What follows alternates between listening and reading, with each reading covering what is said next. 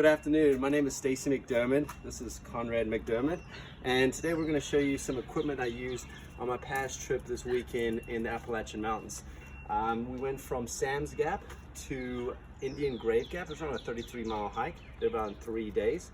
I based my equipment off weather, how much weight I wanted to carry, based off how much food I'm going to carry, and just at that particular time what gear I thought would be more sufficient at that particular day. So me and Conrad are going to show you around. We're going to go on to sleeping equipment, and then we'll get into our cookware, our water purification, and any odds and ends that I bring up on the trip for myself. So the first thing I would like to show you is the Carbon Reflex 2. So the 2 means that there's going to be 2 people that are able to fit in there. The reason I enjoy this piece is the low profile to the tent, fully mesh, and then you're only getting a little bit of water protection, grime protection on the bottom here with a little bit of nylon. We use the waterproofing here where there's no waterproofing here. So some people ask me then, what goes over this? There is a fly that goes over that will protect you during those harsh conditions, and that is also DWR as well, fully waterproof. With that being said, I personally think only 1 individual can really fit in here with a backpack, but it is designed for 2. The poles on this tent are where it really sticks out. It's around a $500 tent pushing around 1.5 pounds on this with weight, but the weight is cut down on these poles. So we went from aluminum to carbon poles on the system. It's only a 2-pole system. It is not a freestanding tent. So what that means said, if I pull out those pegs, the tent's actually gonna fall over. Fantastic tent, packs down very light.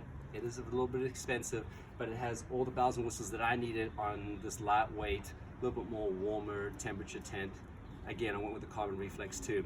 Now, with that being said, I wanted to add my sleeping system onto this because this is my sleep house. I need to show you what I sleep in. So follow me this way. My first piece right here, the first piece of the sleep system is going to be the Omni 32-degree sleeping bag. The reason I chose this is for a particular few reasons. Lightweight, packability, and also no hood. Depending on synthetic, down, goose, whatever you go with, honestly, that is the person's preference. Me personally, I'm going with hydrophobic down on this one. This is actually treated with wick wax, which is actually a brand name. So it is hydrophobic to water. It means it will dry a lot faster than just traditional down that has not been treated. It's very packable. I am a big fan of the large zipper that goes across the side of it, which can open up, and you can turn this into a blanket for you and your loved one at a picnic if you needed to, or if you just wanted to get really close to somebody in the tent. The other area is it has no hood. I get claustrophobic as no other on a sleeping a camping trip. So as you can see, I've removed the hood from the sleeping bag. This does not come with it. If you do like that mummy-shaped sleeping bag, Therm-a-Rest does have other alternative options than that. The next item is going to be a bag liner. So as I said, I have a 32-degree sleeping bag, not a 0-degree bag. So I get a little cold in certain areas, so I've got a bag liner. This is not one of our brands, but it is something that you could get from Therm-a-Rest and MSR Cascade Designs. With this adds value or heat to your area. So in your certain areas like your core to your legs, you're going to get a little bit more warmth with that. It also does clean your sleeping bag a little bit more with you being able to go into the bag liner instead of the sleeping bag, therefore no debris gets in the sleeping bag. So warmth, and it keeps things clean. So it's a fantastic alternative option. This is something you can carry with yourself to Europe if needed. Next item would be my pillow. So I've talked over my bag liner, my sleeping bag. Now it's my pillow. This individual little pillow is called the AirHead pillow. Now most pillows are very lightweight and packable, just like this guy, but they do not have any fleece lining on it. So this has a fleece lining on it, as you can tell. So what I like is a little bit more soft on my neck. Most sleeping bags will come with like a nylon fabric in it, where you just slide back and forth, and you actually might have to put some kind of fabric over it. This already comes that way, so it's a very packable and a little softer on the neck and head during your sleep. It's created to deflate and inflate from this little valve right over here. Very, very small and packable, but again, the biggest reason why I chose it is for the little bit more comfort on the neck there. The next is your NeoAir UberLite. This is the lightest sleeping pad on the market as we speak. It has an R value of around 2.1, 2.3. That means that it is not designed to keep heat in, meaning heat will go right through, pass right through this item. If you need something a little bit more warmer, I would go X-Therm, the NeoAir X-Therm. But a reason I chose this is packability and lightweight. Again, same that placed on my sleeping bag as well as my tent, all lightweight equipment. Again, if you need this kind of equipment, you need to make sure that you can actually go into a smaller bag or a larger bag, or again, based off the size of your bag. When we're talking about size of bags, we're gonna go with the Exos 48. This is what I'm using. Another piece of equipment based off weight. I'm going with the 48 because the majority of the equipment I can carry fits around a 30-liter pack, 35-liter pack, but then I like to carry food, so I need that extra volume right here. The reason I like this bag, it comes with our airspeed technology on the back.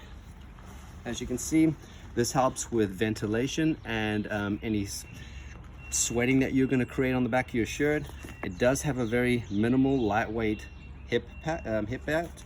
Does not have any pockets on it. Again, I use these nice little on-the-go pockets on the side, as you can see, to stash any snacks or any catalog books that you read on the trail, or anything that you might need. Again, quick access. You're able to access these pockets on the side as well. Just so you know, this bag can only carry around 30 pounds of weight, so you have to be very conscious of what you're carrying. Hence the reason why I'm carrying lightweight equipment in this bag. It does have a floating brain, meaning that this brain can be removed and you can go with the lightweight brain if needed. But on this trip, I did carry this to carry all my non-essentials like my survival kit, my sunglasses, stuff that I needed based on the weather. So I went with the Exos 48 as my pack. Don't forget, as I've done many times, bring a rain cover. Not all our packs come with rain covers, so make sure you get yourself a pack based off the volume of your pack. In my pack, I'm not one to carry a water bottle. I like to carry a bladder. So I'm going with the Big Zip Evo 2-liter reservoir. It comes with a quick release tubing on it. And what I like to do is I like to introduce the new ThruLink water purification from MSR. The idea behind this is you fast click into the device, and then when I'm on the go, I can just scoop dirty water up from the river and drink it on the go. This has a dual system filter, hollow core fiber to prevent any protozoans, bacteria, anything that it does not prevent viruses, but any bacteria that wants to get through.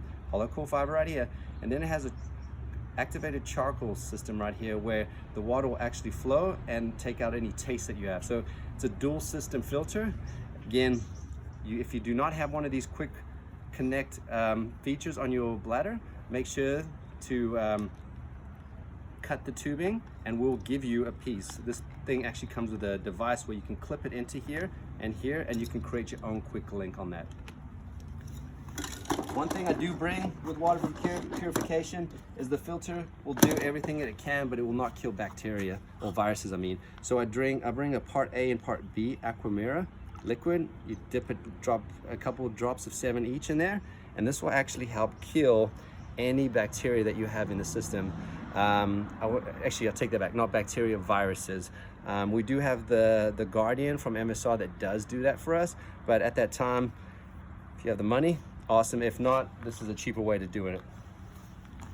Now we're going to get into some apparel that I'm actually using on the trail. I'm a big user of leggings. I'm going with our new Intraknit legging from Smartwool. The great thing about this legging is it's been sewn like a sock. So as you can see, we're going to go from different contrasts of design, from a little bit more rigid to a little bit more air flowing here, and that is all with one systematic stitch. There is nothing stitched onto itself kind of similar like that. As you can see, we're not doing it here, so it's actually stitched like a sock all the way up. I use this in particular because it has airflow, so venting for myself in certain areas like this, but it also has a little bit more padding for myself when I'm getting down on the fire and I need that padding guarding right there. Leggings help me because then I can just wear some shorts, which are lightweight, over them, and this is my bottom system that I'll use throughout the 3 days. I don't have to interchange, take stuff off, take pants off. I can go to bed like this, wake up, drink my tea, eat my oatmeal, and then head back on the trail, never having to change. So I went with a pair of Saucony shorts, as well as the Intraknit base layer from Smartwool. With that being said, there's some things that you should never sacrifice: your bag, your shoes, and your socks. So I'm going with some socks here from Smartwool. I get 2 lightweight pairs for hiking during the day, and then two pairs for nighttime sleeping, a little thicker. I don't want to backpack with thicker socks. I want to backpack with a little bit lighter weight socks. So I suggest always bringing more than you can handle with socks. I usually bring between 4 and 6 pairs of socks on the trail. I know it's a little ridiculous, but I always want to make sure that these puppies are taken care of on the trail. So now we're going to be talking about shoes. Since we just talked about socks, we want to get down to the nitty gritty, the big boys. I went with 2 pairs. So I've got more of a recovery sandal from when I'm around camp. This is the new Chaco Lowdown, not slide, but sandal. This is a low profile and very lightweight construction. I use this, like I said, when I was around camp making fire. It's more of a recovery sandal. The item that I use throughout the trail, I'm using the Saucony Switchback ISO, sorry. This has the BOA system right here, so all I had to do was put my foot in and then tighten this little BOA system, which tightens it really quick. Now, there is a disadvantage. If that breaks, how to repair it? I have not yet broken this. BOA systems are pretty strong. So again, that is a concern of mine, but fantastic shoe. We're using a little bit more of, this shoe comes with a stone guard placed in the inside of the shoe here. It has studs good enough for concrete as well as dirt. So a very minimal, fantastic lightweight shoe for the trail. During my trip, I also like to cover my socks, right? Because socks can get wet during mildew in the water, as well as morning dew when you're getting on the trail. So I use a little bit more protection around my sock area, and this is more of a Gator. So my Gator will go around my foot and it will protect my socks from getting wet throughout the day. Again, these are not waterproof shoes, but again, more and more stuff to protect my socks from getting wet is the big idea. So next item is I use a lightweight synthetic t-shirt. You can use merino wool as well. I'm using a Saucony shirt. I used a Saucony and a Smartwool 150T during my trip. This will just help with moisture management and also keep me warm during those windy days. Lightweight, again, packable. You can bring 1 or 2. I would always encourage you to do merino wool because it's a little bit better in odor. These you have to wash every couple of days. Some small items that I brought: a pair of Smartwool gloves, a buff for my neck when I'm sleeping at night. A buff is also useful to pull over your mouth so no critters crawl in there when you're sleeping. This is a Smartwool buff. And then I brought myself an Osprey beanie during this cold day. So these are just some non-essential things that I'm not using throughout the day, but just things that I use around camp when I'm sleeping. Last but not least, when it comes to equipment, I have 2 other items. Sorry. An insulated piece that you can place over your shirt. Usually during those times when you stop for lunch or when you're at camp, you probably don't want to backpack with this, but this is just some warmth. This is one of our Smartwool jackets, and we've insulated it with the recycled fabric from our 250 base layers. It's actually being implemented in or placed into this jacket. So a really cool eco story, but also a fantastic piece to keep you warm during those cold nights. And lastly, if you get rainy, as your backpack needs a rain cover, so does your body. So always make sure to bring a water shell that you can place over your insulation during those wet days. The unfortunate thing is this whole trip consisted of rain, so I use this a lot more than any other item on here. Come on over here. We're going to talk a little bit about everyone. This is Charles McDermid, and if you didn't know, that's George McDermid. So there's a lot of McDermids running around right now. The next thing is, most important thing, besides your shoes and your socks and your backpack, I would say is poles. So I'm using, as you can see, MSR DynaLock Explorer Edition. These are fast and light poles that I like. You can change up on the handle if you wanted to, from a little bit more foam to cork. I'm a big cork fan, but I have become a big fan of these quick release on both of these systems right here. So all you would have to do is open and see how it extends, and then you would latch down and it would latch on here. So you go down, just to let you know. So you lock down, and that's how you extend your pole. Again, these are great for going uphill, so it's something to grab onto to pull you up, but it's also great to go downhill to protect your knees during those super steep times. So that's your hiking poles for this trip. As you can see how quick they drop down. Next is what did I use during cooking.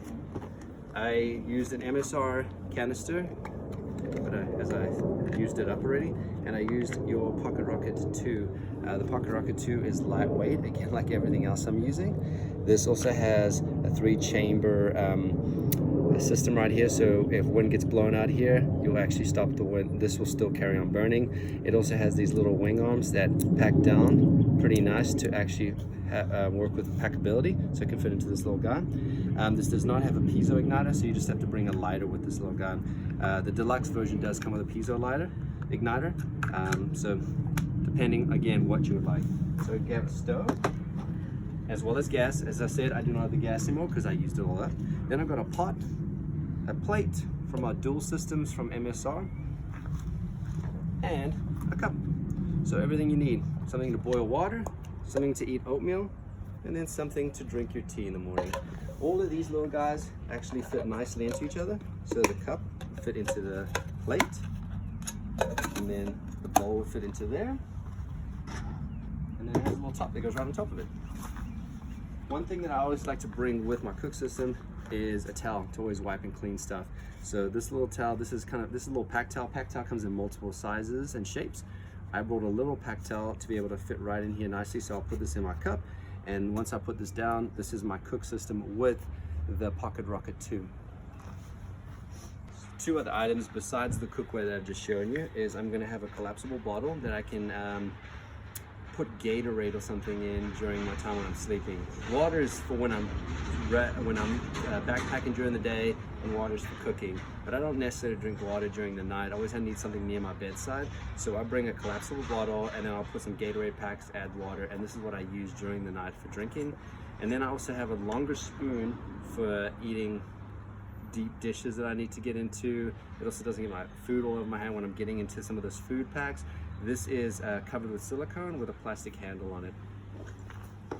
So when it comes to cooking, that is everything. I always have to bring one other thing in the kitchen area, and that would be a flask of whiskey. I always make sure I have one of these. This is a great way to share. Probably not during these hard times right now, but it's always a nice way to get a little warm belly during those cold nights. So always bring a nice little flask of whiskey. Some other odds and ends. So this next conversation should be odds and ends of things that I'm bringing. So we've gone over sleep attire, we've gone over backpacks, clothes, water purification, kitchen, hiking poles. Now we're just gonna get into the non-essential things. Flashlights. I'm bringing a flashlight. Flashlights are mandatory. Make sure you always have one of these. Make sure you check the batteries before you go. The flashlight I'm using has 5 dual systems when it comes to lighting. The battery's on the back here, and it's a very minimal piece. This is something that I pretty much keep in my back pocket throughout the night, early mornings. Fantastic option. Always make sure to bring some extra batteries if needed. Something that you probably don't need a lot of people, but I just like it because this is I would consider this more non-essential than the headlamp, but just a little pad to sit around fire with. This is actually based off our sleeping pads that we make at Therm-a-Rest. So this is the Therm-a-Rest Z seat. It comes with a nice little wrap that you go over the top here, and it holds it nicely. This is something you can slide on the side of your bag during that quick stash pockets that we have on the Exos over here. That's where I set it with my hiking poles. Some things that another non-essential is your Appalachian Trail book. I always carry this with me, and I'll mark it where I'm going. And then I have a Spot Generation 3 tracking system that tracks me throughout the day, just to let people that care about me know where I'm at. Some other non-essentials would be like a fire starter kit, a medical kit, which my 2 biggest things in medical kits are moleskin and blister protection. These are things that I highly encourage everyone to get. Moleskin you could use when you're backpacking. in certain areas where you're getting abrasion or even just on your foot from blisters. Awesome. Toilet paper. A repair kit for anything that damages like your sleeping pad or your tent. A towel if you get wet and you need to dry yourself. A pocket knife for protection or just cutting stuff. Carabiners, I use these two particular all the time. Some rope to hang your food. Apologize for that noise, that's Conrad McDermid. And then these are something that we all carry as a team. These are little glow sticks. We put these on our bags because sometimes we hike during the night, or you put them around your tent so people know that your stuff is there so they don't walk into it during the nights, because some people don't carry their sleeping headlamps with them. And then lastly, there's dry bags. I carry all types of dry bags, different sizes, different fabrics. Usually I'll have the heavier duty ones like this versus the light ones. These are for more of like my kitchen cookware, for stuff that I'm gonna hang around a tree or really just get grimy. Anything that's like my clothing or sleeping gear that's gonna stay predominantly in my tent, I'm gonna use these lighter sleeping or dry bags because they will break down a lot faster than these heavy duty ones. These are more designed for water activities, but I bring them for, like I said, food and stuff that I'm hanging up in the tree that are gonna take a little bit more hit and abrasion. So with that being said, I know that wasn't all perfect, but that is what I carried on my trip this past weekend to Stam's Gap to Indian Grave Gap in the Appalachian Mountains. It was a fantastic trip. If you have any other questions, feel free to reach me at Stacey@meetosm.com, and my number is 865-310-6684. Other than that, hope you have a fantastic day and get out and camp. Bye.